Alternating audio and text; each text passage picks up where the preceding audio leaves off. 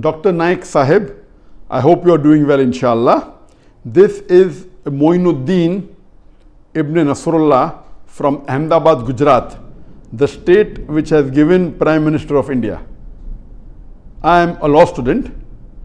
Zaira Wasim was a young Kashmiri actor in Bollywood, launched through a blockbuster, but soon she left the industry writing a long post on Islam. Yesterday, when she posted the ayah about locusts as a punishment of Allah, the right-wingers trolled her badly, after which she deactivated and deleted her Instagram and Twitter handles. But she has recently again, a couple of hours back, come back on the Twitter. As a sister in faith, she should be supported, as kuffar are targeting her because she left haram and started practicing Islam. And she should be supported now. And the Twitter post is given where it mentioned Zaira Wasim on a Twitter. So we went upon them the flood and the locusts and lice and frogs and blood. Signs openly self-explained, but they were steeped in arrogance, a people given to sin. A similar question is posed by Mohammed Arsalan, Calcutta, India. Recently, we witnessed a cyclone and there was a massive flood and destruction. And also there was a locust attack in east side of India. I want to ask whether we can compare these calamities with Ayah 133 from Surah Al-Araf regarding the Pharaoh and his people. And the verse of Surah Araf chapter 7 verse 33 says, "So we sent on them the flood, the locust, the lice, the frogs, and the blood as a succession of manifest signs. Yet they remained arrogant, and they were of those people who were mujrimun." Regarding the first part of the question, there is a sister by the name of Zaira Wasim, who according to the questioner, she became very famous on the Bollywood and she was a Bollywood actress. And last year she left acting because she realized that acting is not according to the Islamic principles. And for that, alhamdulillah, I personally really congratulate her and I support her for taking the decision for leaving the Bollywood. Because according to me, most of the part of the Bollywood is not appropriate for a practicing Muslim. And it really takes a lot of courage and sacrifice for a person who's famous in the Bollywood to quit Bollywood. So I really appreciate her. I thank her and I pray to Allah subhanahu wa ta'ala that may He guide her and give her more hidayah, inshallah. And may He reward her multiple times. And as I mentioned, that our beloved Prophet Muhammad said that anyone who leaves a sin and comes to the straight path, Allah rewards him. And the bigger the sin that a person leaves, the bigger is the reward. And for a person who was famous in the Bollywood and have received many awards, it is really difficult and requires courage and guts, which she has done. So inshallah, Allah will reward her multiple times more than the sin that she was doing.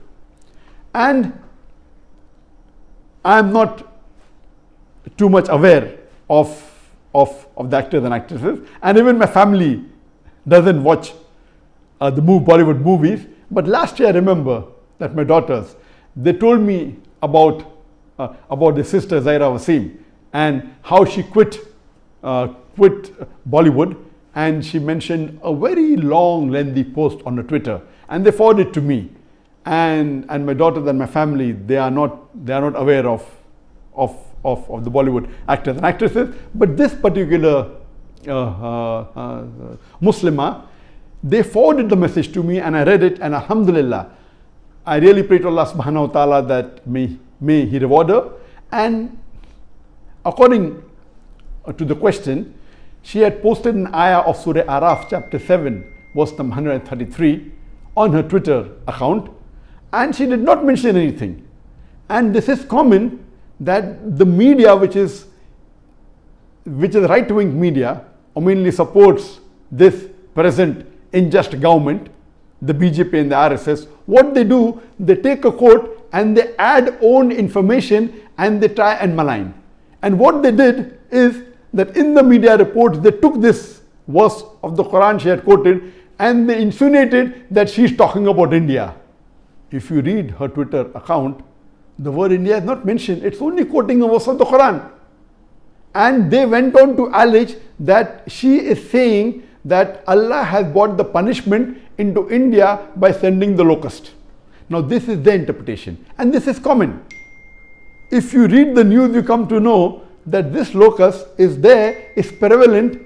It has recently started mainly in the African countries, in the east part of Africa. It's also prevalent in parts of Pakistan, also in parts of India. So when she did not mention any country, she did not mention any place, these people go out of the way to put their own information and malign her. And this is exactly what they did to me. When about 3.5 years back, on the 3rd of July 2016, when a terrorist attack took place in Dhaka, and about 6 or 7 terrorists, they killed about 22 foreigners in Dhaka. And one person, Rohan, he happened to be a fan of mine on the Facebook. But they gave the report saying that he was inspired by Dr. Zakir Naik to do the terrorist attack. He was just a fan of mine. And Alhamdulillah, today I've got 22.5 million followers on my Facebook. Am I responsible for the activity? But the way they gave the report, as though he was inspired to do the terrorist attack because of me. For that, they have to show a post of mine which says that you should kill innocent human beings, which they cannot. So what they do, they take a post, they add their own misinformation to it and malign the person. And this is exactly what they did to Zaira Wasim. And I pray to Allah subhanahu wa ta'ala that may He reward her. This post is very much relevant. And may He encourage her. And I'm telling that she should continue to study the Quran. She should continue mentioning verses of the Quran on the Twitter and the social media. And she should not be bothered about these people who are a problem to the society. These people are there to create a fitna.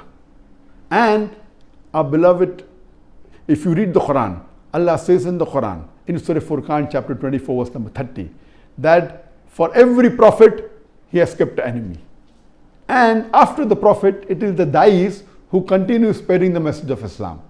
And for a da'i who is successful, there are bound to be enemies. So we should not be discouraged or disheartened when the enemies attack us. And you be rest assured that if you speak the truth, the enemies of Islam have to attack you. And if you are successful, the more successful you are, the more larger number of enemies will you have. And the more bigger enemies will you have. And the most successful human being and the most influential human being on the face of the earth was our beloved Prophet Muhammad. And unfortunately, he also has the maximum number of enemies in the world. The maximum number of people who attack him is the maximum number a person is attacked in the world today is Prophet Muhammad. So we should not be disheartened. In fact, we should be reassured that we are on the straight path. And if you realize, regarding the verse of the Quran of Surah Araf, chapter number 7, verse number 133, it says that Allah subhanahu wa ta'ala, the word used here is tufan in Arabic. It's translated as flood in some of the translation. Tufan actually means a total death. It can be due to a flood, it can be due to an earthquake, it can be due to an epidemic, it can be due to a pandemic. So basically tufan means total death. A large number of death caused by any calamity, whether it be flood, whether it be earthquake, whether it be epidemic, maybe pandemic. So here it can mean flood, it can even be the COVID-19. It says Allah subhanahu wa ta'ala sent tufan, maybe a flood, maybe an epidemic, a pandemic, or maybe COVID-19 coronavirus. And he sent locusts and lice and frogs and blood. And there's the list of wrath which Allah sent on the people of Pharaoh. And the next verse you read, it says it was a warning to Pharaoh and his people. And they prayed to Moses, peace be upon him, that let this calamity, ask your God, your Lord, to remove this calamity. And when this calamity was removed, they did not come to the straight path. When they promised that they will release the children of Israel, the Jews, they did not do that. And Allah sent another calamity. And again they promised that please remove it. And this is the statement, these are the verses in the Quran, talking about Pharaoh and how Allah brought his wrath upon the people of Pharaoh. So this was, of course, relevant today. There are calamities taking place today. And any calamity that befalls on a particular area, it can be limited to one area, it can be to many areas. In that area, there may be good people and bad people. So any calamity that comes, if it comes on a people who have sinned, then this is a punishment from Allah subhanahu wa ta'ala. And if it comes on the people who are on the straight path, it's a test on them. So it is wrong to think that in a calamity, 100% of the people are sinners. And we know that when the plague came during the time of the Sahabas, at that time, 25,000 Sahabas died in the plague. And our beloved Prophet Muhammad said, when the plague comes, it's mentioned in the Sahih Hadith, when the plague comes, it comes as a punishment to the unbelievers. But for the believers, it's a blessing. So what you have to realize here, that if the people on whom the calamity comes, if they're on the straight path, it's a test. Allah is testing them. That yet do they have faith in Allah subhanahu wa ta'ala? Yet do they worship Allah subhanahu wa ta'ala or not? And wants to increase their reward. On those people who are sinners, it is a punishment. So, but naturally, this ayah is very apt today, especially when coronavirus is prevalent in almost all parts of the world. More than 90% of the countries in the world, more than 185 countries in the world are infected with coronavirus. That is COVID-19. It's become a pandemic. So this verse is very relevant nowadays. And after coronavirus, we realize that even the locusts came, mainly in the countries of Africa, even in parts of Pakistan, in parts of India. So what is wrong in this verse? These people who are adding their own information and maligning the Muslims, this is their job to create fitna. We should not be disheartened. We should continue more strongly. And what I believe, there should be an organization, a Muslim organization, which should be well versed with the social media. And any time when the enemies of Islam, they start spreading misconception about Islam or trolling a Muslim because of their popularity, the reason they are against Zaira Wasim is only because she left Bollywood. She went from darkness to light. She left an industry which is not appropriate for a practicing Muslim. So just because of that, they're trolling her and they're going against her. There should be an organization, a Muslim organization, which should be specialized in social media and see to it that they counter these misconceptions about Islam. They counter such people who are trolling the Muslims who are on the straight path. So I hope this, in short, gives about the verse of the glorious Quran. And furthermore, if you read in Surah Qamar, chapter number 54, verse number 7, it speaks about the day of resurrection. On the day of Qiyamah, you will find human beings coming out like locusts. The same word locust is used here. Why? Today science tells us that locust, it emerges from the ground and they gather together and they can, in 1 square kilometer, the number can be 40 to 80 million.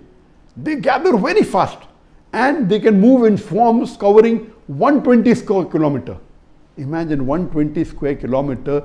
Each square kilometer, they are approximately 40 to 80 million. So in 1,200 square kilometer, if they can move together, that's equal to 48 billion to 100 billion locusts. So this is giving an example that on the day of resurrection, all the human beings will come from the earth together. All, right from Adam, peace be upon him, till the last day of judgment, till the last day. All will gather together in billions, in tens of billions. So this is the example that Allah gives of locust. Giving an example, this would be at the time of the day of judgment. How will we again emerge from the dead? So this is reminding of us of Akhirah, the signs of Akhirah.